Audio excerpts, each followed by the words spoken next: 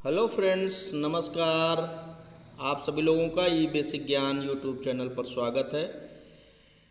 मैं हाजिर हूँ कुछ सामान्य किंतु महत्वपूर्ण प्रश्नों की बेहतरीन श्रृंखला लेकर, जो केमिस्ट्री यानी रसायन विज्ञान पर आधारित है।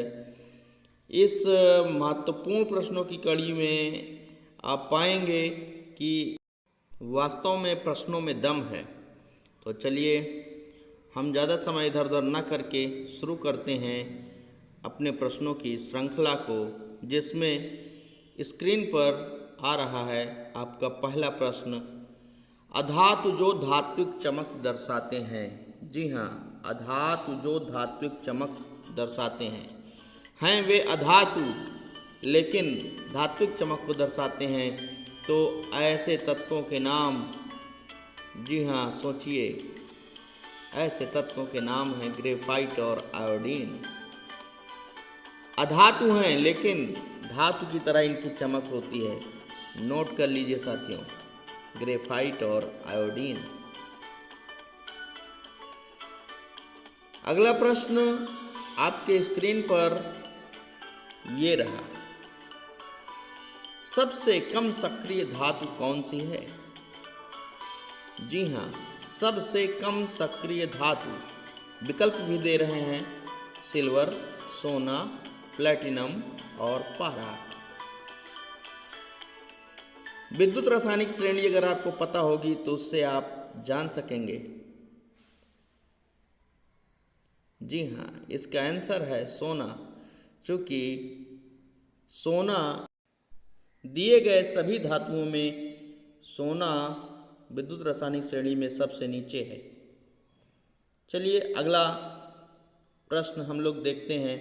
उभयधर्मी धातुएं हैं। जी, एम्फोटेरिक मेटल्स कौन से हैं? ऑप्शन दे रहे हैं, बेरिलियम, जिंक, एल्युमिनियम, टिन और लेड, या उपरोक्त सभी।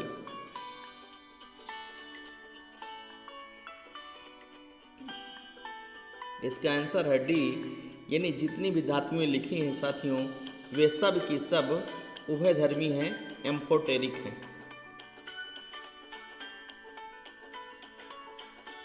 अगला प्रश्न, विद्युत का सर्वाधिक कुचालक तत्व कौन सा है? विद्युत का सर्वाधिक कुचालक, नॉन कंडक्टर, ग्रेफाइट है या हीरा है या लोहा है या कॉपर?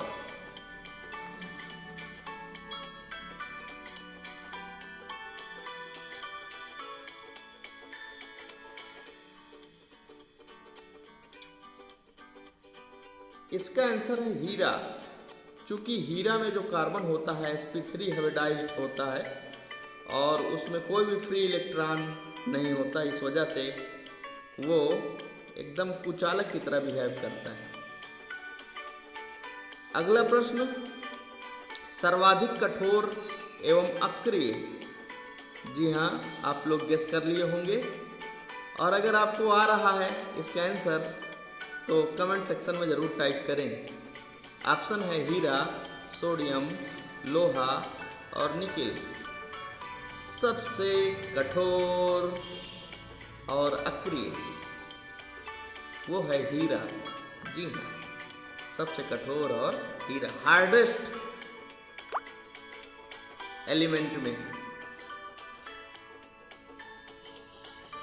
अगला प्रश्न, अधातु जिसकी श्रृंखलन प्रवृत्ति अधिकतम होती है, कैटिनेशन पावर मैक्सिमम होती है, तो इस चीज का हमको पता करना है। ऑप्शन आपके सामने है, कार्बन, सिलिकॉन, दोनों या कोई नहीं। सबसे ज़्यादा होती है किसमें? टाइम आपका स्टार्ट है। अब मैं आपको बता रहा हूँ, वो है कार्बन। यही कारण है कि कार्बन से असंख्य यौगिक बनते हैं और उसके अध्ययन के लिए अलग से रसायन विज्ञान की एक शाखा यानी कार्बनिक रसायन है। अगला प्रश्न, शुष्क बर्फ किसे कहते हैं? जी हाँ, शुष्क बर्फ किसे कहते हैं? तो शुष्क बर्फ किसे कहते हैं? चार ऑप्शन है आपके सामने, और आपका समय होता है शुरू।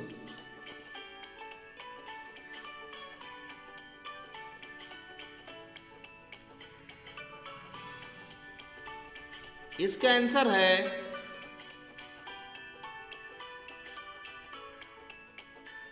ठोस कार्बन डाइऑक्साइड।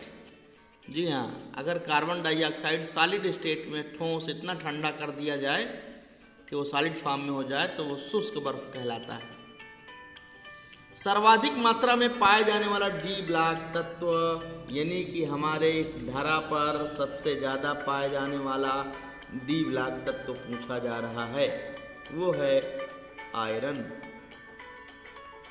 यानी लोहा।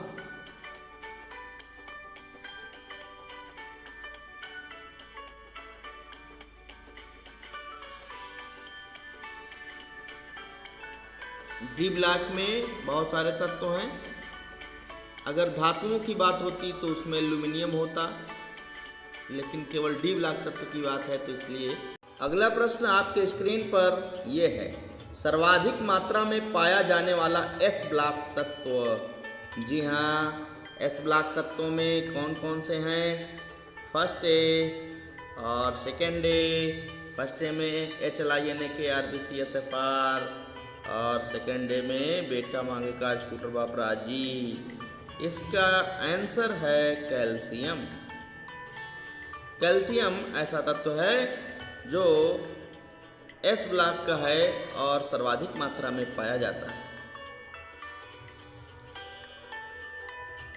अगला प्रश्न, सर्वाधिक संख्या में समस्थानिक वाला तत्व। जी हाँ, कौन सा ऐसा तत्व है जिसके समस्थानिकों की संख्या सबसे ज्यादा है?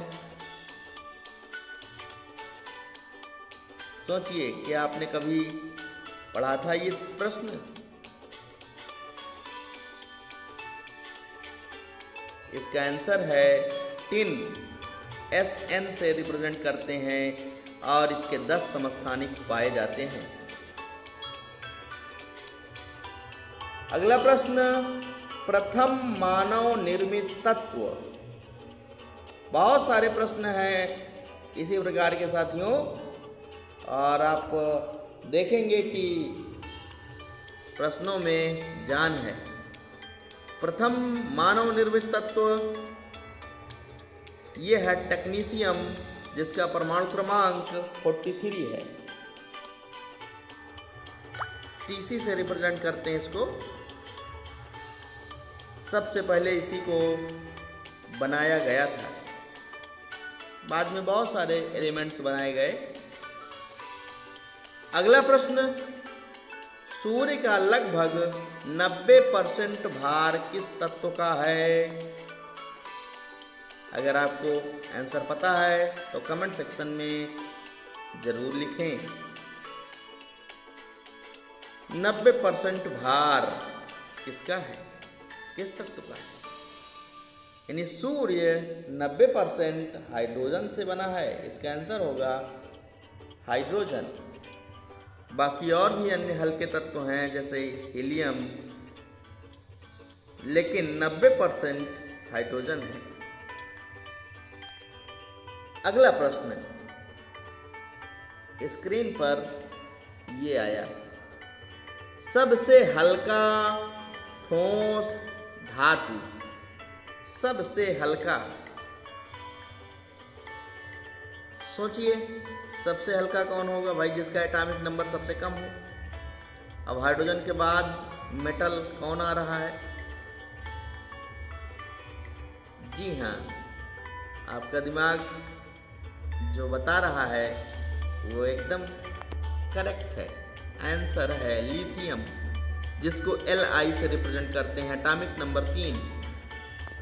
फर्स्ट ए में ऊपर हाइड्रोजन है और उसके जस्ट नीचे क्या है? लिथियम। 14वां प्रश्न है, कोयला है। भाई कोयला क्या है? ऑप्शन तो दें। ये आ रहे हैं, तत्व है कि यौगिक है कि मिश्रण है कि इनमें से कोई नहीं?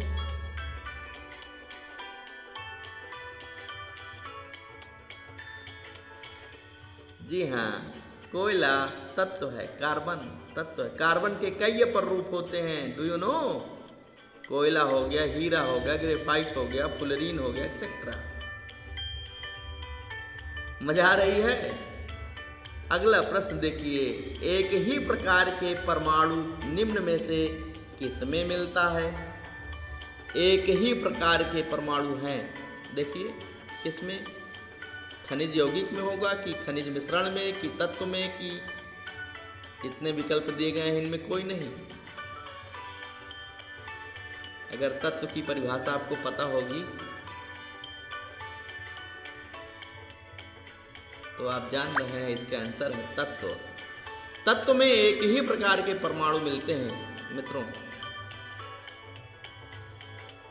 आगे आते हैं, निम्न में से किस पदार्थ में ऑक्सीजन नहीं है? तो ऑप्शन तो आ जाइए। ऑप्शन ये आ गया, सीमेंट में नहीं होता ऑक्सीजन, कि रेत में नहीं होता, कि मिट्टी के तेल में, कि कांच में।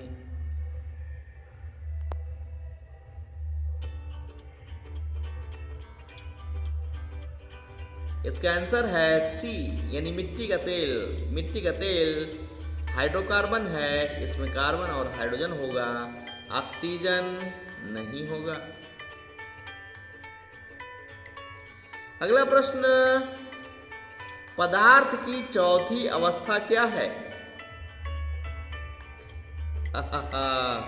पदार्थ की चौथी अवस्था आपने तो 3 ही पढ़ी होगी, ठोस, द्रव, गैस। नहीं, और भी अवस्थाएं होती हैं, जैसे plasma, colloidal, Bose instant condensation. तो अब इन दिए गए विकल्पों में विकल्प सही है डी, यानी प्लाज्मा।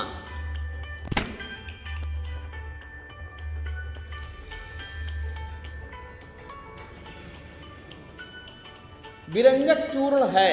विरंजक चूर्ण क्या है भैया? ब्लीचिंग पाउडर क्या है?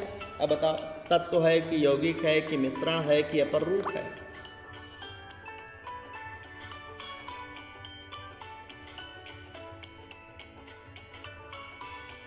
इसका exact answer B, option B, यानी यौगिक है। विरंजक चूर्ण का सूत्र होता है CaOCl2 calcium hypochlorite. This is a compound.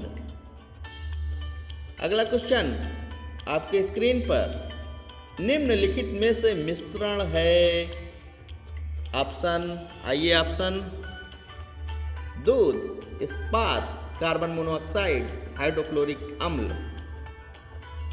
छांटिए, इनमें से कौन मिश्रण है? इस्पात। अरे मैं बता देता हूँ आप लोगों को, चलिए जान जाइए, नोट कर लीजिए। जी हाँ, ऑप्शन बी, इस्पात। इस्पात में कई धातुओं मिक्स होती हैं, तभी वो मिश्र धातु है। निम्न में से शुद्ध तत्व कौन है? शुद्ध तत्व है कांच, सीमेंट, सोडियम, कोई नहीं। कौन शुद्ध है भैया? मुस्कुरा रहे हैं आप, क्योंकि आपने आंसर पहचान लिया है। वो है सोडियम, यानी सी नंबर। ये शुद्ध है भाई। कांच है, वो कई चीज़ें मिलेंगी उसमें, सीमेंट में कई चीज़ें मिलेंगी, हाँ? सोडियम क्या है? शुद्ध है। अगला प्रश्न आपके स्क्रीन पर ये है, तत्व है पन्ना, पारा, माणिक्य, नीलम। चलो भाई ढूंढो, इन चारों ऑप्शन में कौन तत्व है?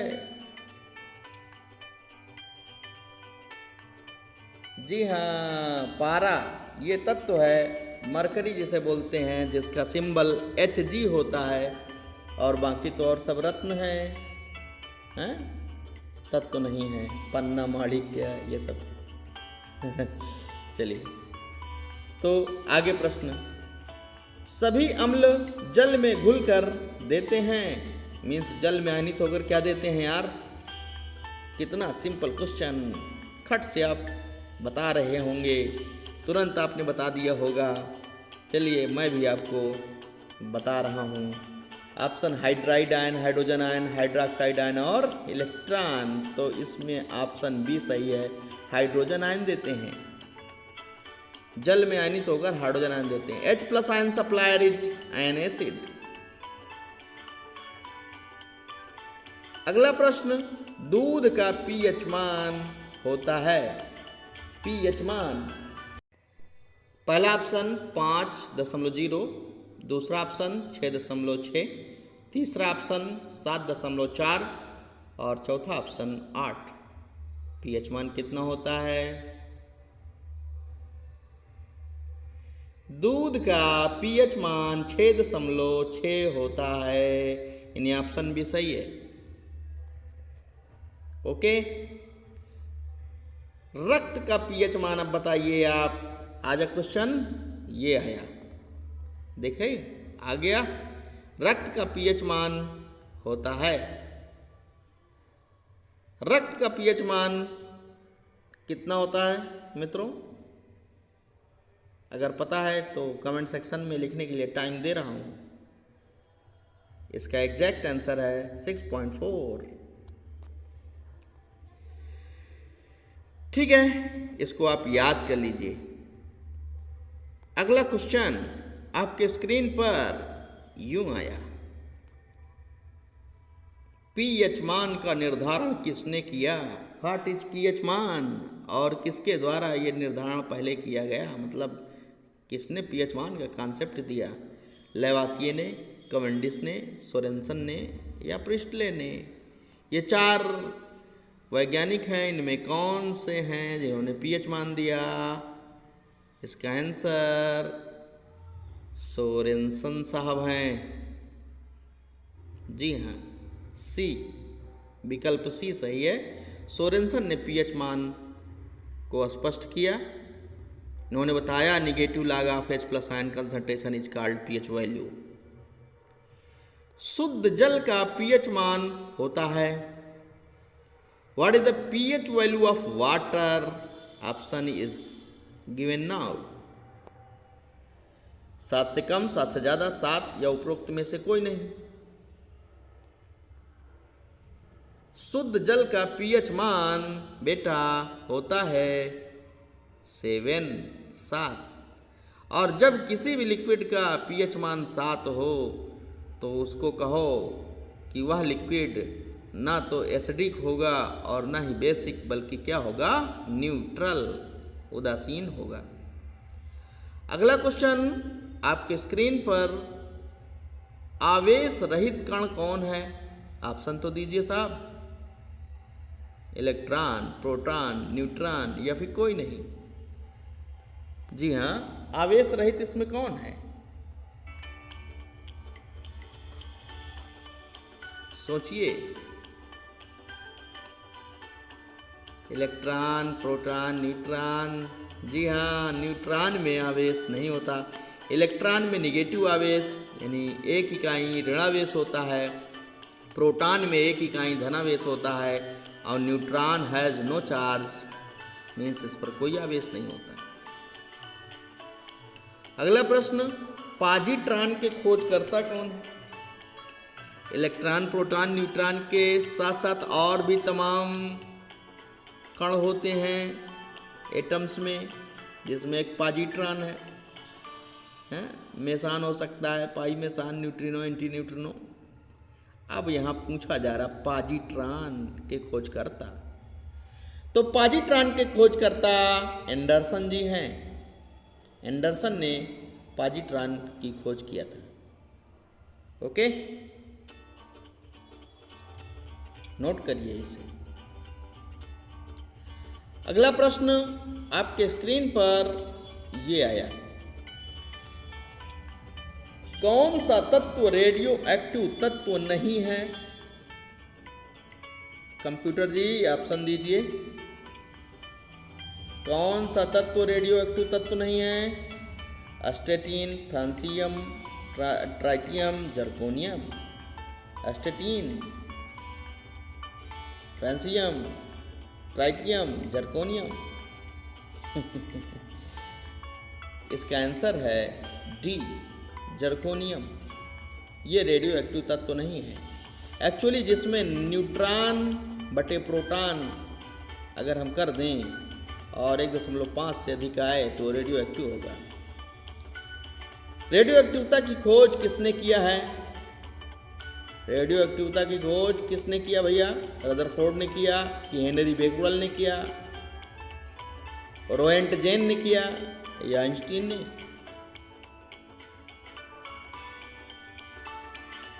रेडियो एक्टिविता, इसको हिंदी में रेडियो सक्रियता भी कहते हैं। किसने किया? हेनरी बेकरल ने। जी हाँ, हेनरी बेकरल साहब ने ही पहले पता लगाया अल्फा बीटा गामा किरण उत्सर्जित करने वाले तत्व हैं। अच्छा, आगे आते हैं। बारूद क्या है भैया? बारूद, अरे भाई किसी को उड़ाना हो, मारना हो, बारूद, बम। गिवन ऑप्शंस: तत्व, यौगिक, मिश्रण, तरल। छांटिए, सिलेक्ट करिए। बारूद क्या है? बारूद है मिश्रण। जी हाँ, नोट करें। एक्सप्लोसिव, ये जो बारूद होता है ये मिश्रण है, कई चीज़ों को मिलाया जाता है तब बनता है। अगला प्रश्न आपके स्क्रीन पर उछलते हुए ये आ रहा है। परमाणु के नाभिक में कौन कौन से कण होते हैं? परमाणु के नाभिक में कक्षा 9 का विद्यार्थी होगा तो बिल्कुल बताएगा कौन कौन से कण होते हैं। प्रोटॉन एवं इलेक्ट्रॉन होते हैं कि इलेक्ट्रॉन एवं अल्फा कण होते हैं, या फिर इलेक्ट्रॉन एवं न्यूट्रॉन होते हैं, या प्रोटॉन एवं न्यूट्रॉन। इसका सही आंसर है बेटा, नाभिक में प्रोटॉन एवं न्यूट्रॉन होते हैं, जिनको सामूहिक रूप से न्यूक्लियन भी कहते हैं। अगला प्रश्न, किस परमाणु क्रमांक के बाद के तत्व रेडियो एक्टिव होते हैं? वैसे रेडियो एक्टिव तत्व शुरुआती तत्व भी हैं, जो है ट्राइटियम, हाँ, हार्डोन का समस्थानिक है। लेकिन पूछा जा रहा है जनरली किस परमाणु क्रमांक के बाद के तत्व रेडियो एक्टिव हैं, तो वो है परमाणु क्रमांक 82 के बाद के तत्व रेडियो एक्टिव होते हैं। इसको आप ये भी कह सकते हैं कि परमाणु क्रमांक 83 से बाद, परमाणु क्रमांक 82 के बाद के तत्व। अगला प्रश्न, स्वतः अल्फा बीटा व गामा किरणों का उत्सर्जन करने वाले तत्वों को क्या कहते हैं? तो स्वतः अल्फा बीटा गामा, सोच लिया आपने? बहुत सिंपल है, ये वही तत्व तो हैं जिन्हें क्या बोलते हैं? रेडियो एक्टिव तत्व। जी हाँ, रेडियो एक्टिव तत्व ये स्वतः ही अल्फा बीटा गामा किरणों का उत्सर्जन करते रहते हैं। अगला प्रश्न स्क्रीन पर ये आया, लाल दवा का रासायनिक सूत्र। केमिकल फार्मूला ऑफ लाल दवा, that is potassium permanganate, KMnO4। इसका रासायनिक सूत्र KMnO4 होता है। पोटेशियम परमैंगनेट, इसको कुआं आदि में पहले डाला जाता था ताकि जल शुद्ध हो जाए। सुमेलित कीजिए। स्टाइल चेंज, प्रश्न का स्टाइल चेंज है। देखिए, सुमेलित करना है। इधर है एक कॉलम, दूसरा कॉलम इधर है। अब इसको आप सुमेलित करिए भाई। ब्लीचिंग पाउडर का, अरे भाई इधर ये व्यवहारिक नाम है बाईं तरफ और दाईं तरफ है रासायनिक नाम। तो ब्लीचिंग पाउडर का रासायनिक नाम कैल्शियम हाइपोक्लोराइट। चाइनीज व्हाइट का रासायनिक नाम जिंक ऑक्साइड, तूतिया का भाई cupric sulphate, caustic soda sodium hydroxide और धावन सोडा सोडियम कार्बोनेट होता है। कम से कम आपको 50 ऐसे पदार्थ पता होने चाहिए जिनके व्यवहारिक नाम और रासायनिक नाम और रासायनिक सूत्र आपसे पूछा जाए तो आप बता सकें। जी हाँ, तो ये 5 थे, इनको आपने सुमेलित कर दिया। अगला प्रश्न, कौन सा मिश्रण कोल गैस है? कोल गैस, कोल गैस कौन सा है भाई? Option is given now. Hydrogen methane व कार्बन मोनोऑक्साइड, हाइड्रोजन नाइट्रोजन व कार्बन मोनोऑक्साइड, हाइड्रोजन नाइट्रोजन व ऑक्सीजन गैस, हाइड्रोजन ऑक्सीजन व कार्बन डाइऑक्साइड गैस। ऑप्शन हम लोगों ने पढ़ लिया। अब हम सोच रहे हैं कि कौन सा ऑप्शन सही है। सही ऑप्शन है ऑप्शन ए।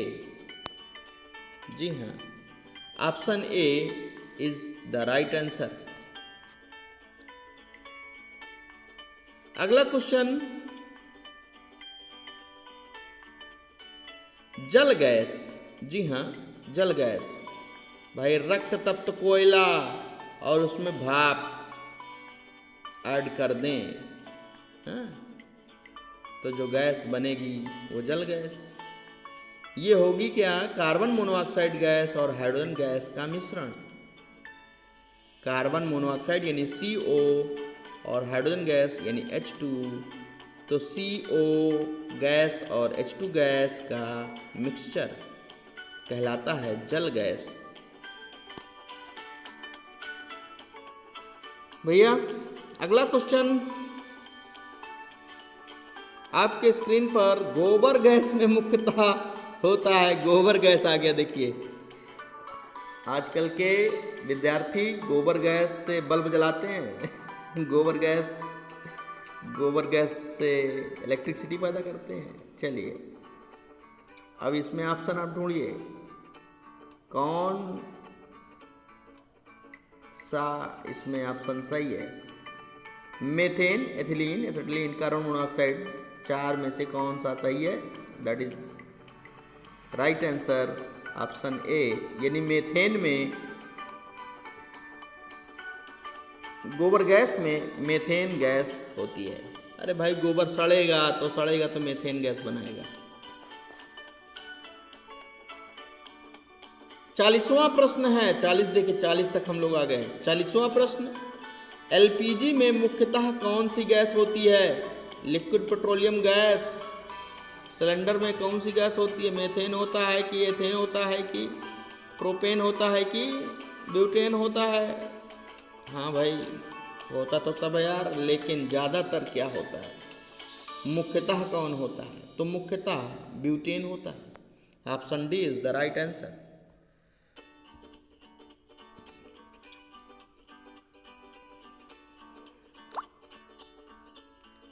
अगला प्रश्न आपके स्क्रीन पर यह है, प्रोड्यूसर गैस। भाई कोल गैस हो गया, जल गैस हो गया, प्रोड्यूसर गैस बात न करें तो ठीक नहीं। प्रोड्यूसर गैस क्या है? सोचिए, टाइम इज स्टार्टेड। जी हाँ, प्रोड्यूसर गैस है कार्बन मोनोऑक्साइड नाइट्रोजन गैस का मिश्रण है। कार्बन मोनोऑक्साइड हो गया यानी CO हो गया और दूसरा N2 गैस के मिश्रण को हम प्रोड्यूसर गैस कहते हैं। ओके, आशा है कि आपने नोट किया होगा। अगला क्वेश्चन आपके स्क्रीन पर ये, सुरक्षा की दृष्टि से खाना पकाने वाली LPG गैस सिलेंडर में क्या भरकर गैस को गंधयुक्त बनाया जाता है? भैया ब्यूटेन में ज़्यादा स्मेल नहीं होती, लेकिन ब्यूटेन के साथ कुछ और मिलाते हैं, वो है मरकैप्टन। क्या है? मरकैप्टन, जिसके वजह से अपने को पता लगता है कि गैस लीक हो रही है क्या।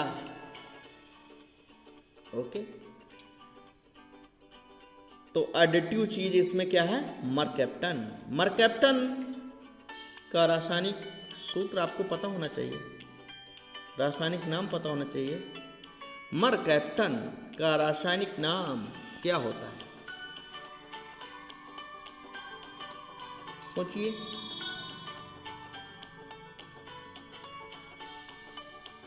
ये है मेथेनथाइल, यानी CH3 और इसमें ग्रुप लगा दें SH थाइल, CH3SH, मेथेनथाइल। ओके,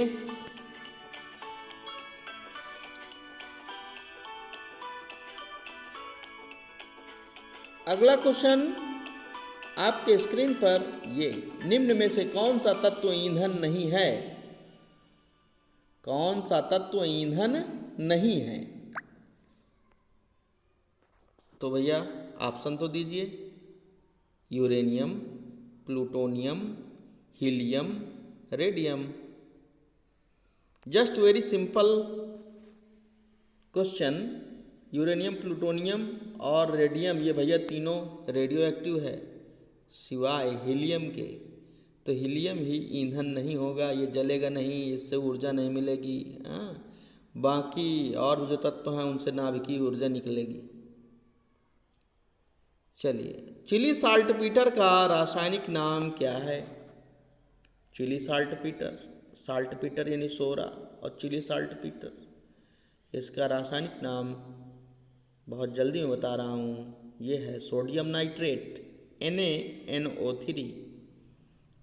इसका रासायनिक सूत्र होगा NaNO3। ओके,